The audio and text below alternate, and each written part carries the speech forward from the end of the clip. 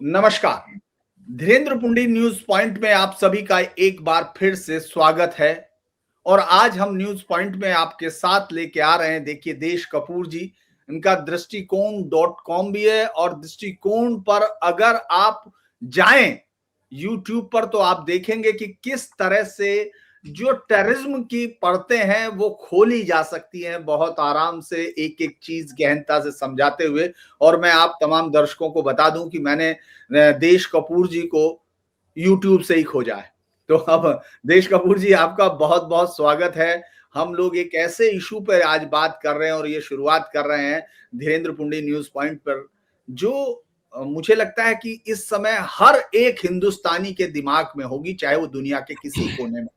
मैं दर्शकों पहले आपको बता दूं कि आपको दृष्टिकोण पर जाकर जितने हमारे तमाम सब्सक्राइबर हैं, जो लोग देख रहे हैं, उनको जाकर लाइक करना है, सब्सक्राइब करना है और उसको शेयर करना है, क्योंकि एक नॉलेज अगर वो धीरे से और सहजती हुई आए तो ज्यादा बेहतर होता है। क्योंकि मुझे मालूम है, मैं गांव का आदमी हूं, जिसमें कहा जाता है बूंद वही होती है, जो बारिश वही होती है जो जमीन के अंदर जाती है। तो धीमे धीमे वाली बारिश होती है, तेज बारिश का पानी बह जाता है।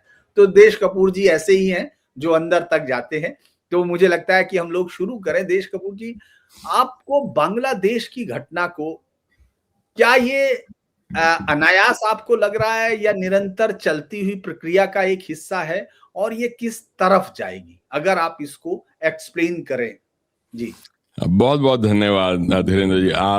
आपने जो कुछ कहा, मेरे लिए तो बहुत बड़ा सौभाग्य है कि आप जैसे जो जर्नलिस्ट हैं वो उन्होंने ऐसा कहा। सो धन्यवाद बहुत ज़्यादा। जहाँ तक ये बांग्लादेश का प्रश्न है, ये बड़ा पेचीदा है मेरी नज़र में। जब मैं देखता हूँ ना, तो बांग्लादेश के अगर हम पीछे जाएं, जब वो ये सब कुछ शुरू हुआ था, जब बांग्लादेश का 1971 या उससे भी पीछे जाएं, डायरेक्ट एक्शन डे, जब सोहरावर्दी के साथ एक्चुअली जो उनके जो बाद में जाके उनके प्रेसिडेंट बने, वो भी साथ में वो लिंक थे, शेख मुजीबुर रहमान। तो उसके बाद जिस तरह से वो चेंज हुए और फिर उसके बाद वो बंगला बंधु बने, एंड फिर जैसे 1971 में जिस तरह से ऑपरेशन सर्च लाइट हुआ और जितना कत्लेआम हुआ, वो बहुत ज़्यादा दयनीय था, बहुत ज़्यादा। तो मेरा ये हमेशा सोचना है कि बंगाल का जो वो है ना, एक जिसे कहते हैं कि फेमिनिन जो है, वो जिस तरह से अटैक हुई है इतने सालों में, इतने दशकों में, वो शायद ही कहीं और हुई हो। कमाल की बात यह है कि जो काली का देश है, जो दुर्गा का देश था, उसको इतना ज़्यादा वहाँ महिला को या स्त्री को इतना ज़्यादा प्रताड़ित किया गया, तो उसका इम्पैक्ट आगे चल के उनके पूरे जो पॉपुलेशन है जो वहाँ पर, उस पर हमेशा पड़ेगा ही पड़ेगा। बट अगर इतने सालों में 1971 में जब पाकिस्तान के जो आर्मी के लोग थे और जो उन्होंने वो रज़ाकार वगैरह को यूज़ किया था, और अजरेले बहिनी जो उन्होंने ग्रुप बनाया था, वो जो ये सारा जो चक्रव्यूह उन्होंने रचा था, उसकी वजह से बहुत ज़्यादा वहाँ वो कत्ल भी हुए, वो लाशें भी गिरी, और औरतों के साथ बहुत जुल्म हुआ।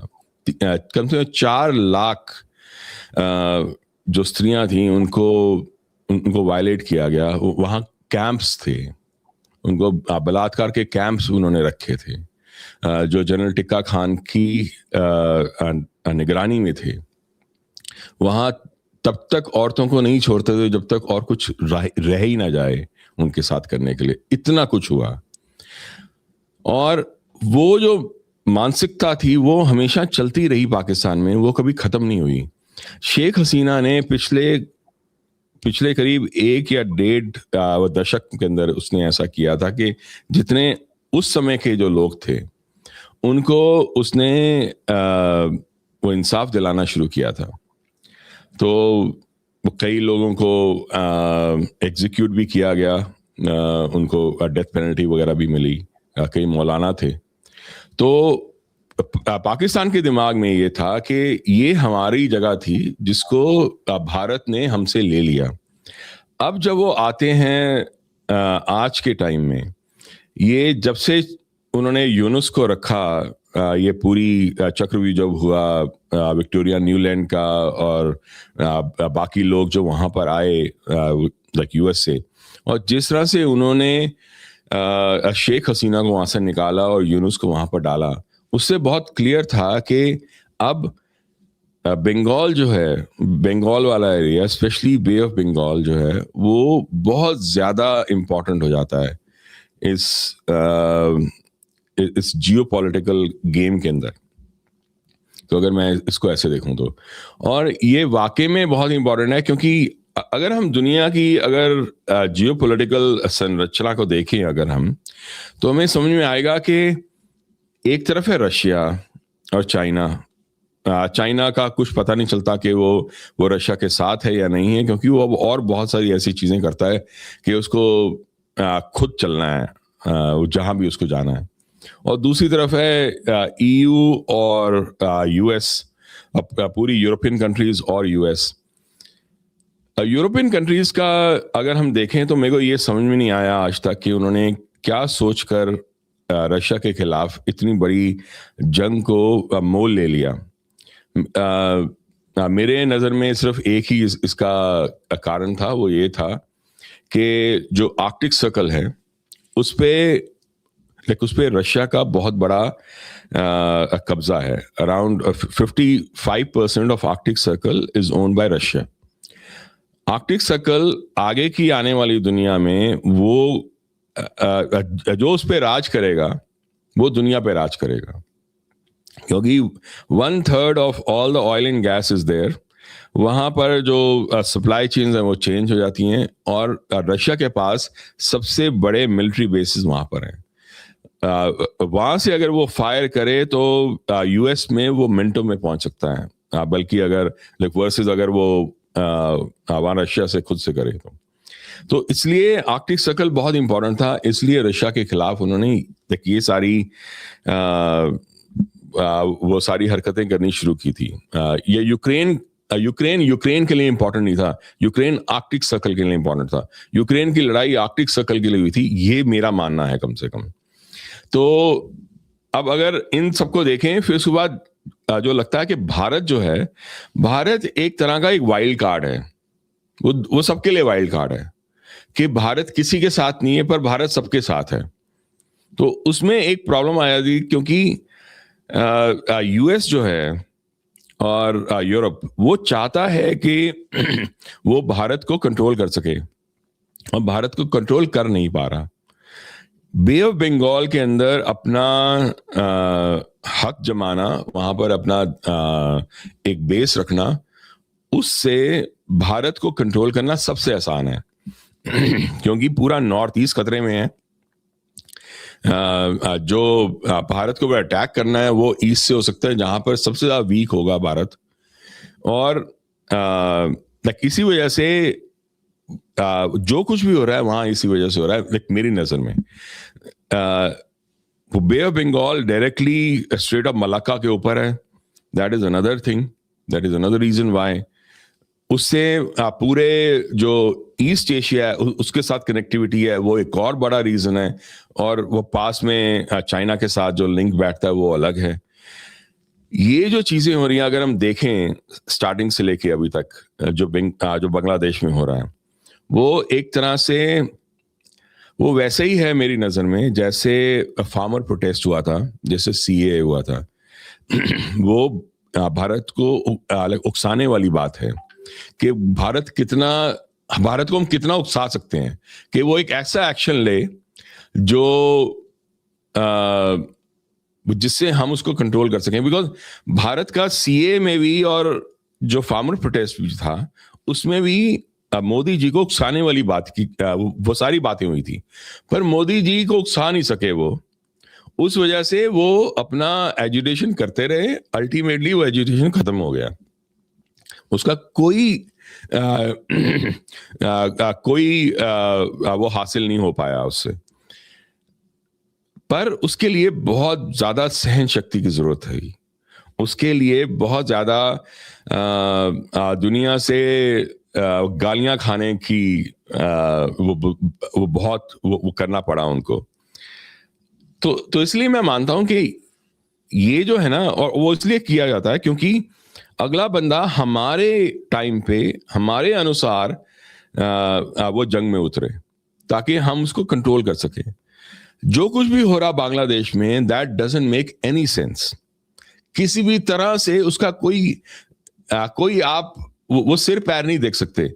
क्यों ऐसा हो रहा है कि एक देश की जो वो दूतावास है उसके ऊपर हमला हो, या वो जिस तरह से वो हिंदू जो था दीपू कुमार, उसका जो हालत हुई वो क्यों हुई?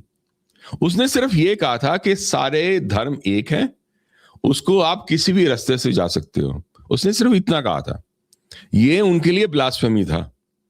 आई थिंक हमारे जो सेकुलरिज्म के जो चैंपियंस है ना, उनको थोड़ा सोचना चाहिए कि वो जो बातें कर रहे हैं ना, वो इस्लाम के खिलाफ है, क्योंकि यही हुआ है वहां पर। और इस वजह से वो जो कुछ भी हो रहा है वो उन्होंने स्ट्रक्चर किया है कि भारत को उकसाया जा सके। एक चैनल ये कह रहा है कि भारत अटैक क्यों नहीं कर रहा, वो ऐसी चीजें इसको एस्केलेट करते रहेंगे। एक टाइम आएगा जब वो और कुछ नहीं बचेगा तो दूतावास पे अटैक करवा देंगे, क्योंकि वो चाहते हैं कि भारत उनके टाइम पे उनके अनुसार उनके हिसाब से अटैक करे, ताकि वो उसको कंट्रोल कर सके। क्योंकि वो पता नहीं अगर आपने यूएस एम्बेसी का जो ट्वीट था, जो एक्स पे पोस्ट था, वो देखा कि नहीं देखा, जो बांग्लादेश से है, उसने मेंशन किया है वो ओसामा हाइदी के बारे में। उसने दीपू कुमार के बारे में मेंशन नहीं किया, उसने दूतावास पे अटैक के बारे में मेंशन नहीं किया। तो उसका क्या मतलब नहीं कि यूएस एम्बेसी को सिर्फ वही दिखाई दिया? तो उसका मतलब यूएस एम्बेसी एक ऐसा खेल खेल रहा है जो समझने वाले हैं वो समझ रहे हैं, और जो नहीं समझ सकते उनके लिए एक तरह का वो है कि अरे ये तो हमारे पर इतना बड़ा जुल्म हो रहा है, हमारे पर अटैक हो रहा है। वो हो रहा है, वो जानबूझ के हो रहा है। अब क्या हुआ है कि पिछले कुछ महीनों में वो अमेरिकन जो सीआईए एजेंट थे वो वहां मारे गए हैं, टर्की के एजेंट भी मारे गए हैं, और पाकिस्तान के एजेंट भी मारे गए हैं। करीब 17 से ज्यादा लोग ऐसे वहां मारे गए हैं। तो अगर हम ऐसे लेकर चलें तो ये समझ में आएगा कि वहां पर बांग्लादेश एक तरह का हब है ऑफ मेनी इंटेलिजेंस एजेंसीज जो एक साथ एक दूसरे के साथ लड़ाई कर रही हैं। वो ऐसे है जैसे आपकी पूरी लड़ाई पूरे विश्व में हर जगह पे नहीं हो रही, एक छोटी सी जगह पे हो रही है। एक तरह का वो एक लेबोरेटरी है। बांग्लादेश इस समय लेबोरेटरी बना हुआ है जहां पर सारी इंटेलिजेंस एजेंसीज एक साथ एक दूसरे के साथ जद्दोजहद कर रही हैं कि कौन सबसे ज्यादा एक दूसरे को वहां मारेगा, ताकि ऐसी एक स्थिति वहां स्थापित कर सके जिससे भारत को कंट्रोल किया जा सके। बिकॉज भारत एक वाइल्ड कार्ड है। आगे का आने वाला जो टाइम है उसके अंदर जो कुछ भी होने वाला है उसमें भारत का किसी के एक के साथ होना बहुत जरूरी है, या फिर भारत को पूरी तरह एलिमिनेट ही किया जा सके उस पूरी स्थिति से। मेरे ख्याल से जितना मैं समझ पा रहा हूं, मुझे ये लग रहा है कि बांग्लादेश इसमें एक लेबोरेटरी है। बांग्लादेश को यूज किया जा रहा है भारत को कंट्रोल करने के लिए, बिकॉज भारत इस समय कंट्रोलेबल है नहीं उनके लिए। जब तक उन्होंने बहुत कोशिश की मोदी जी को निकालने की, उन्होंने सारे पैंतरे अपना लिए, सारे जो कुछ भी वो कर सकते थे उन्होंने कर लिया, वो मोदी जी को वहां से निकाल नहीं सके। तो उनका नेक्स्ट जो है वो ये है कि कैसे भारत को ही उस इक्वेशन से बाहर निकाल दिया जाए। अब आगे क्या होगा, कैसे भारत हैंडल करेगा, कैसे रशिया भारत को हेल्प करेगा, वो अब देखने वाली बात है। आप म्यूट पे हैं, सॉरी। आपने जिस तरह से एक बहुत उसको समझाया सिस्टमेटिक तरीके से, वो मैं दर्शकों को मुझे लगता है जरूर ये चीज समझ में आ रही होगी कि कितना बड़ा खेल है और मोदी को उकसाने का पैतरा या मोदी को हटाने का जितना पैतरा हो सकता है उसमें किसी एक देश का क्या इस्तेमाल हो सकता है। ये वर्ल्ड पॉलिटिक्स को, जियो पॉलिटिक्स को समझने का खेल है। लेकिन 1971 में भी सेम हालात थे। बांग्लादेश जब बन रहा था, पाकिस्तान के अमेरिका बिल्कुल उसके हाथ चूमने की स्थिति में था, क्योंकि वो उनको ले जाके मिलवा रहा था। जो चाइना से पिंग पोंग पॉलिसी निक्सन और उनके उसकी सीधे तौर पर चल रही थी। जो अभी मुझे लग रहा है उनके विदेश मंत्री जो फॉरेन सेक्रेटरी हुआ करते थे उस वक्त, उनको ले जाके, और इसीलिए उन्होंने अपनी ही जो एम्बेसी है, याद है आज भी, ब्लड टेलीग्राम, वो किताब भी लिखी ब्रास ने, उसमें उन्होंने अपनी उसको नहीं माना कि हिंदुओं का नरसंहार हो रहा है। उसने ये कहा कि जेनोसाइड है, और हिंदू जेनोसाइड बेसिकली। क्या इस बार भी हिंदू ही बैट की तरह इस्तेमाल हो रहा?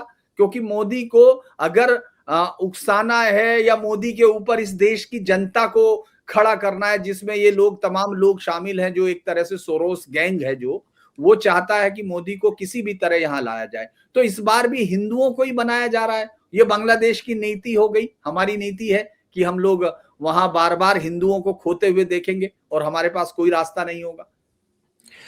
हाँ बिल्कुल, ऐसा ही एक स्थिति बन रही है, क्योंकि जब से यूनुस आया है उसने कोई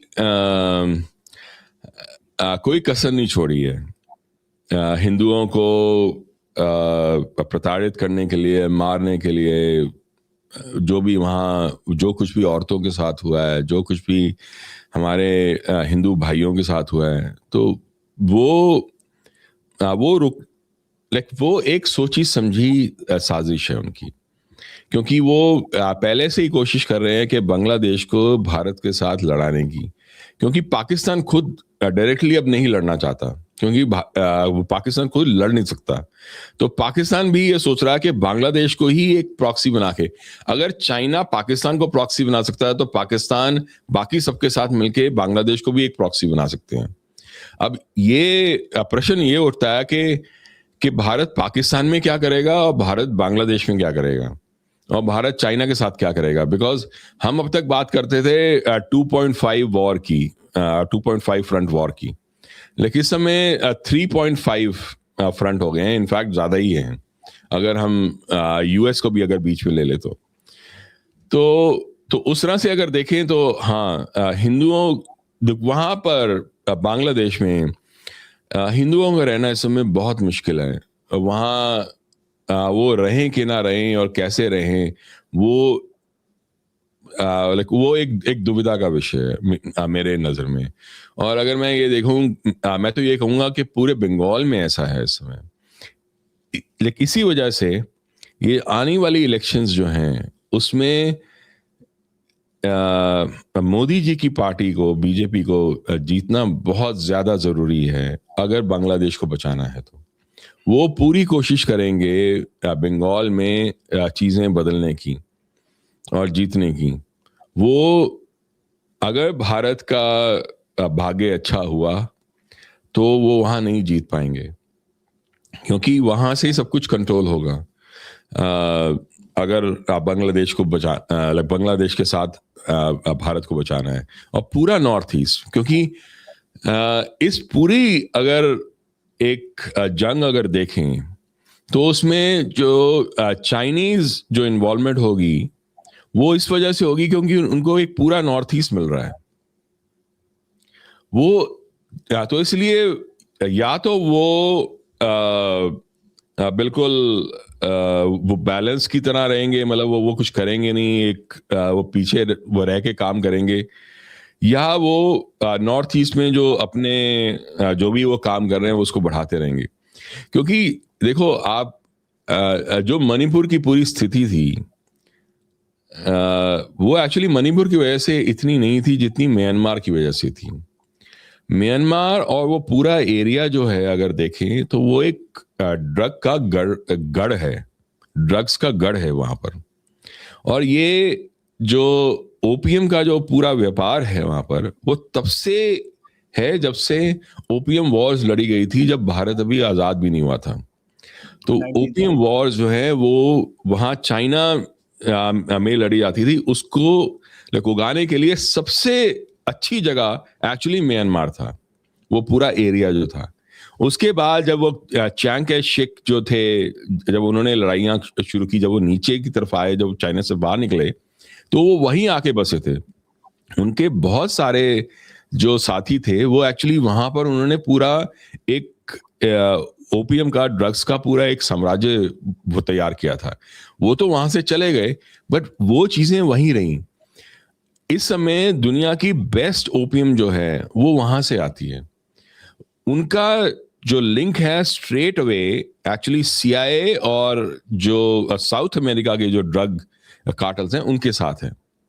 ये बहुत लोग नहीं जानते, लाइक एक्चुअली उसको म्यांमार ट्रायड बोलते हैं उस एरिया को। ट्रायंगल्स जो है उसको लेते हैं। करेक्ट। दरअसल एक बड़ी चीज ये है, मैं दरअसल आप उसको तो एक्सप्लेन कर ही दें, क्योंकि वो ट्रायंगल्स के बारे में लोग कम जानते हैं कैसे होता है। लेकिन एक और है कि क्या अमेरिका बार बार वही गलती करता है? क्या अमेरिका ये नहीं समझता या उसको गलती मानता ही नहीं? 90 जगह पर उसने 90 ठिकानों पर अटैक किया, टॉम हॉक मिसाइल छोड़े, ऑपरेशन स्काई हॉक किया, और किनको? आईएसआईएस को मारने के लिए। उससे पहले वो अफगानिस्तान पहुंचता है तालिबान से लड़ने, क्योंकि उससे पहले वो इराक पहुंचता है, त्रिपोली पहुंचता है। यानी जो जिहाद का जिन है, जो इस्लामी कट्टरवाद का जिन है, वो बार बार चिराग घिसता क्यों है? और इस बार फिर ये इस पर क्यों लगा रहा है? क्योंकि यहां तो अगर ये फैलेगा तो नुकसान बहुत जबरदस्त तरीके से होगा। और अब तो लग रहा है, क्योंकि आप भले ही वो स्थितियां भले ही उसको कंट्रोल करना चाहती हैं, लेकिन हादी जैसा जिहादी जो सीधे तौर पर हिंदुस्तान को काटने की बात करता है, वो भीड़ जो आती है, वो कहता है 16 दिसंबर तो विजय दिवस है ही नहीं। विजय दिवस तो तब होगा जब हम लोग नॉर्थ ईस्ट को काटेंगे। तो वो लोग काट सकते हैं जिनकी बेटियां, जिनकी माएं, जिनकी बहनों के साथ इस तरह से बर्बरता से रेप हो रहे थे। तो ये एक बड़ा अच्छा प्रश्न है कि यूएस बार बार ऐसी हरकतें करता क्यों है, और बार बार उसी जिहादियों के साथ जाके क्यों लड़ाई करता है, या उनके साथ जाके ही क्यों सब कुछ शुरू करता है।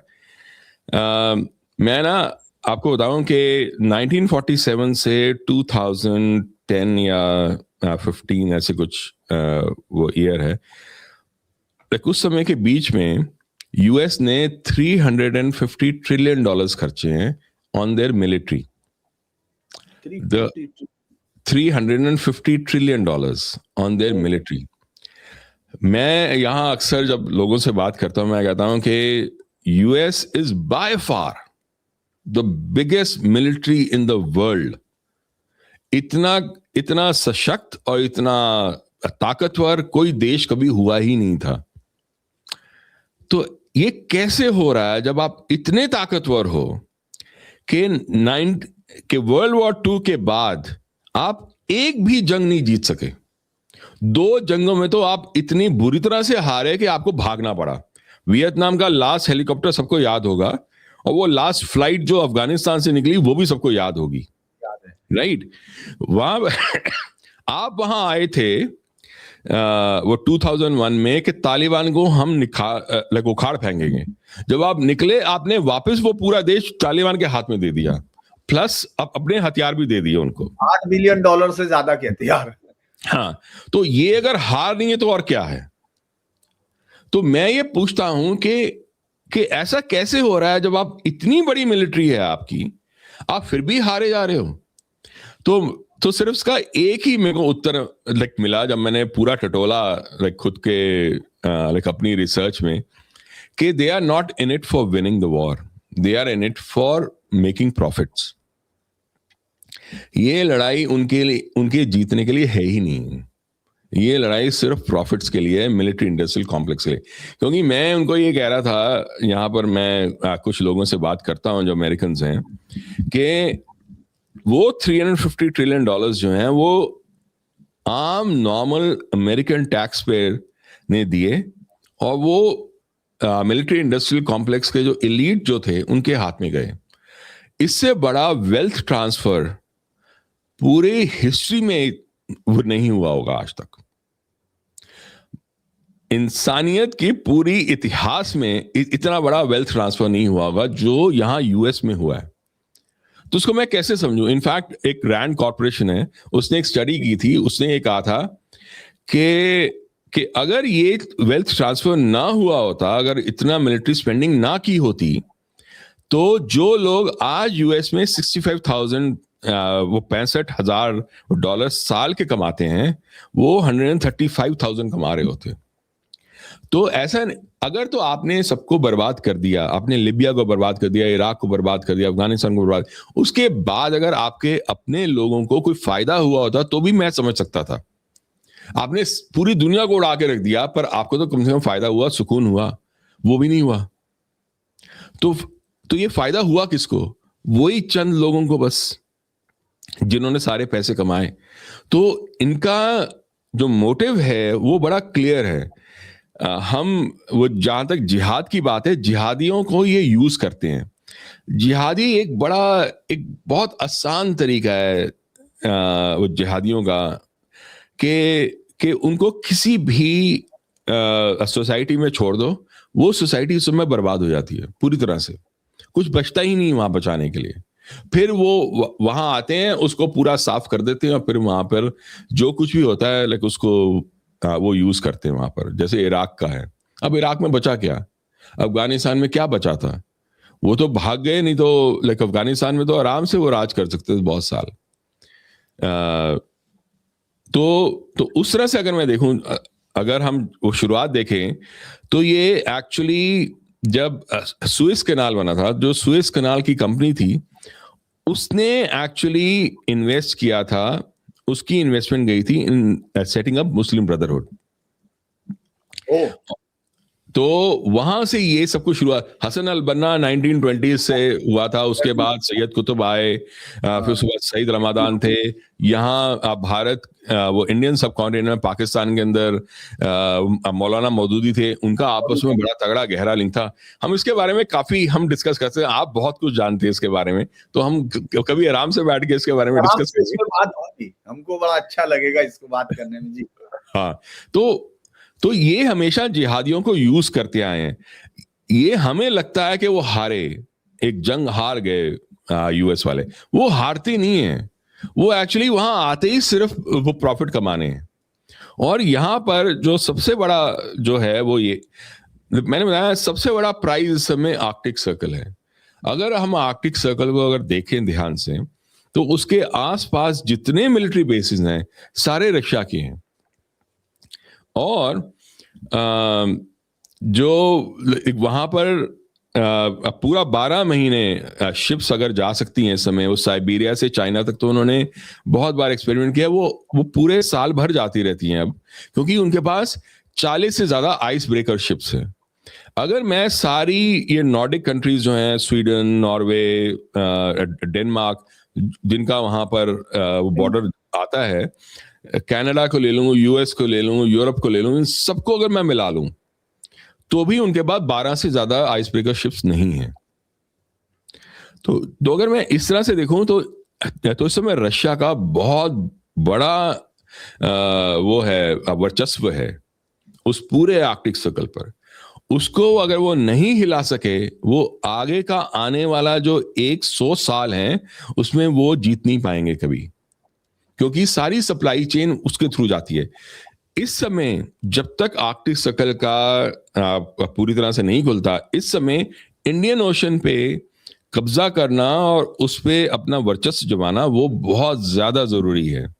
अगर आगे की आने वाली जो टाइम है, जो वॉर है या जो जंगें होनी हैं भी, उनके अंदर अगर अपने आप को अगर स्थापित करना है, तो इंडियन ओशन को इंडो पैसिफिक के अंदर स्थापित करना बहुत ज्यादा जरूरी है, और उस पर कंट्रोल करना। इसीलिए बे ऑफ बंगाल सबसे ज्यादा इंपॉर्टेंट हो जाता है, बिकॉज स्ट्रेट ऑफ मलक्का वहीं पर है, और उससे पूरे इंडियन ओशन पे कब्जा किया जाता है। मैं इसी वजह से कहता हूं कि जितने मोदी जी की जो विजिट्स थी, चाहे वो अफ्रीका में हो, चाहे वो मिडिल ईस्ट में हो, वो इसी वजह से इंपॉर्टेंट थी। क्योंकि अभी भी मतलब वो एक तो अल जजीरा ने वो भी किया था, एक स्टिंग किया था कि मॉरिशस का एक आइलैंड है एगलेगा, बहुत लोग नहीं जानते, तो उन्होंने देखा कि एक छोटी सी शिप थी, वो कुछ कुछ किलोमीटर चलती थी, मतलब 1 या 2 किलोमीटर पूरे दिन में चलती थी। जब उन्होंने देखा उसको जाके तो पता चला कि ये कंपनी है इंडिया की, वो ओन करती थी उस शिप को। जब उन्होंने उस कंपनी के बारे में छानबीन शुरू की तो उनको पता चला कि ये कंपनी एक्चुअली इंडियन नेवी के साथ जुड़ी हुई है। तो तब उनको समझ में आया कि अरे यहाँ तो भारत एक बेस बना रहा है, नेवल बेस बना रहा है। जब उन्होंने सैटेलाइट पिक्चर्स दी तो उनको समझ में आया कि वो पूरा पूरा नेवल बेस बन चुका था, पूरा एयर स्ट्रिप बन चुकी थी, हर चीज बन। ये बहुत बड़ी एक खबर थी उसमें अल जजीरा में, और बाकी लोगों ने उठाई थी। क्योंकि क्या हुआ कि ये इंडियन ओशन के ऊपर जो कंट्रोल है वो बहुत ज्यादा जरूरी हो गया है। इसीलिए सेशेल्स में भी इंडिया को कोशिश करी थी, उनका फ्रेंडशिप आइलैंड है, पर वहां पर चाइना ने एक्चुअली रिजीम चेंज करके चाइनीज के साथ अलाइंड जो रिजीम थी वो उसको ले आए थे। इसलिए इंडिया वहां पर वो खुद का नेवल बेस नहीं बना सका। पर ये लड़ाई चाइना, इंडिया और यूएस के बीच में चल रही है पूरे इंडियन ओशन के लिए। तो ये इंपॉर्टेंस है बे ऑफ बंगाल की। अच्छा, तो फिर आपको यहाँ क्या लगता है, बांग्लादेश पे अगर हम लोग बात को वहां वापस लाएं, कि इंडिया के ऑप्शंस क्या हैं? प्रधानमंत्री मोदी को जिस तरह घेरने की कोशिश है, क्योंकि मोदी मुझे लगता है उनकी नजर में ज्यादा बड़ा खार है। अगर मोदी नहीं होते तो ये देश को, उनको इतनी ज्यादा परेशानियां शायद नहीं होती, ऐसा लगता है, क्योंकि नहीं तो फिर मोदी के पीछे इतना पड़ने की जरूरत नहीं थी। आप इसको मोदी स्पेसिफिक देखते हैं कि मोदी के आने के बाद चेंज हो रहा है, और अब इस पूरे मसले में बांग्लादेश वाले में मोदी के सामने चैलेंजेस और वो रास्ते क्या दिखते हैं? हाँ, उनके सामने जो चैलेंजेस हैं वो यही हैं कि उनकी शुरू की हुई जंग के ऊपर हम जंग नहीं करेंगे। हम जंग तब करेंगे जब हम चाहते हैं कि हम जंग करें, पर तब तक ये हमें इतना भड़काते रहेंगे कि हमारे पास और कोई ऑप्शन बचेगा नहीं सिवाय इसके कि हमें जंग करनी है, और उनके टाइम पे, उनके एरिया में, उनके हिसाब से। तो मोदी के पास जो, उनके पास जो ऑप्शंस हैं, जो सबसे बड़ी ऑप्शन है वो ये है कि जंग के अलावा वो बाकी सब कुछ कर दें जो कर सकते हैं। मतलब वहां दोवल जी का सबसे बड़ा हाथ आएगा कि वो क्या वहां कर सकते हैं।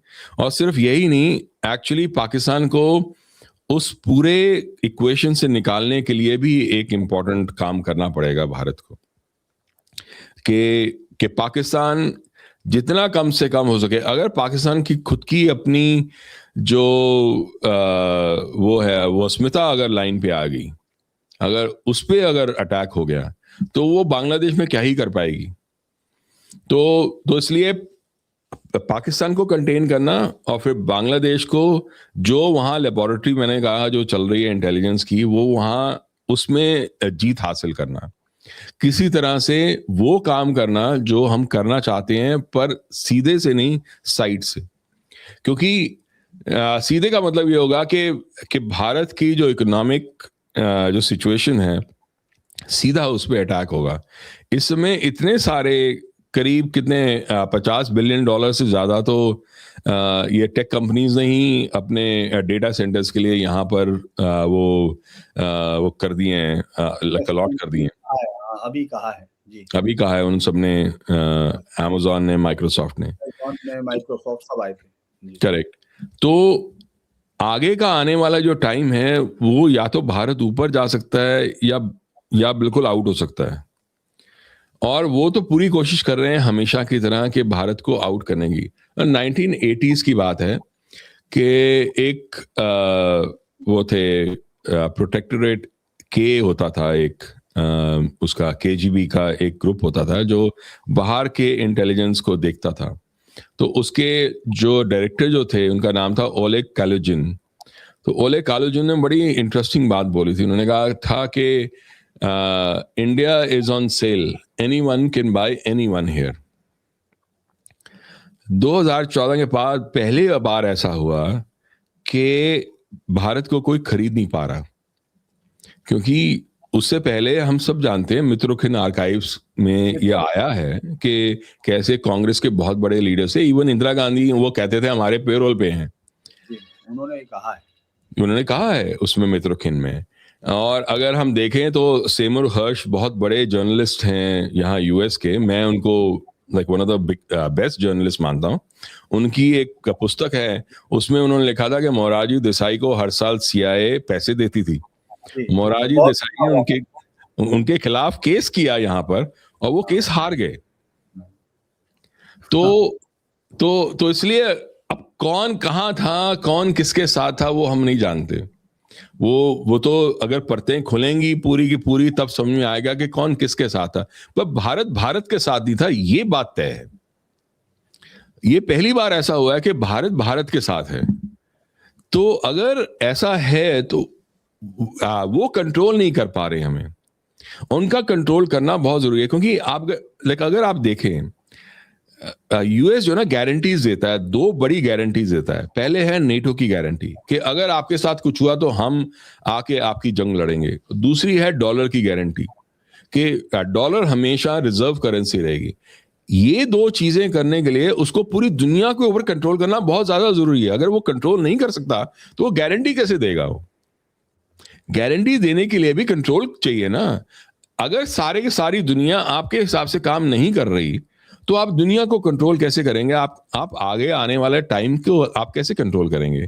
तो वही एक प्रॉब्लम है कि भारत कंट्रोल नहीं हो पा रहा। जब तक भारत कंट्रोल नहीं हो पाएगा तब तक वो अपनी पूरी कोशिश करते रहेंगे।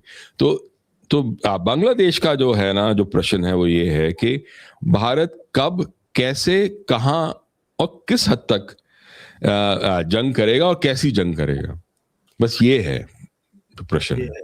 अच्छा, एक आखिरी प्रश्न, क्योंकि लंबा हम लोग आज बात कर रहे हैं, वो दरअसल बंगाल पे इसका क्या फर्क पड़ा? आपको लगता है कि बंगाल, चूंकि आप जो स्ट्रेटेजिक है, साथ में साथ देश को भी देखते हैं अंदर से, लेकिन क्या लगता है कि बंगाल में जो इलेक्शंस, क्योंकि बंगाल में जो लगातार प्रोसिक्यूशन है, इतिहास बताता है, जिस 1352 का वो गाना गा रहे हैं कि वो बंगाल सल्तनत का दौर आएगा, और वो जो वहां के जिहादी चिल्ला रहे हैं, मुझे लगता है कि तब से लेके आज तक वो प्रोसिक्यूशन कंटिन्यू है।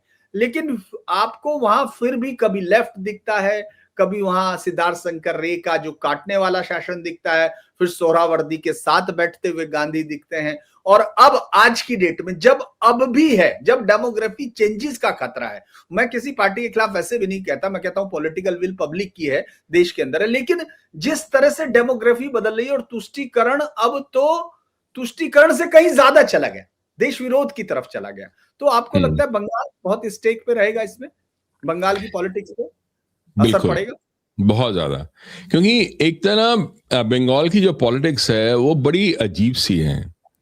बहुत लोग नहीं जानते कि जब सोहरावर्दी जब अनाउंस कर रहे थे डायरेक्ट एक्शन डे 16 अगस्त को, जब उन्होंने कहा सबको जाके कत्लेआम शुरू करने के लिए, बहुत सारे लोगों का ये कहना है, बहुत सारे जो एविडेंस है वो ये कहते हैं कि ज्योति बसु और 2 और उनके कॉमरेड्स उसके साथ थे स्टेज पे, और उन्होंने एक बड़ा अजीब सा खेल खेला था। और मैंने एक्चुअली जाके अमृत बाजार पत्रिका में एक्चुअली जाके पढ़ा भी था। 13 अगस्त का जो है कि उन्होंने जो बोला वो एक्चुअली हक में थे कि बंगाल में स्ट्राइक हो और सारी एस्टेब्लिशमेंट बंद हो, जो कि एग्जैक्टली मुस्लिम लीग चाहती थी। और उसके बाद 1961 में अगेन जब वो इंडो चाइना वॉर चल रही थी, तब 50 लोग ऐसे थे जो वहाँ एक बिल्डिंग के अंदर रेडियो सेट्स के साथ, पीकिंग कहते थे उस समय बीजिंग को, वहाँ से राफ्ता उन्होंने रखा था और इंडियन मिलिट्री के अंदर उन्होंने इन्फिल्ट्रेट किया था। उन 50 लोगों को जब अरेस्ट किया गया, उसमें से 2 थे हरकृष्ण सिंह सुरजीत और ज्योति बसु। तो जो इंसान भारत के खिलाफ काम कर रहा था और पकड़ा गया, ये कैसे हो गया कि वो 25 साल तक बंगाल का लीडर बना रहा?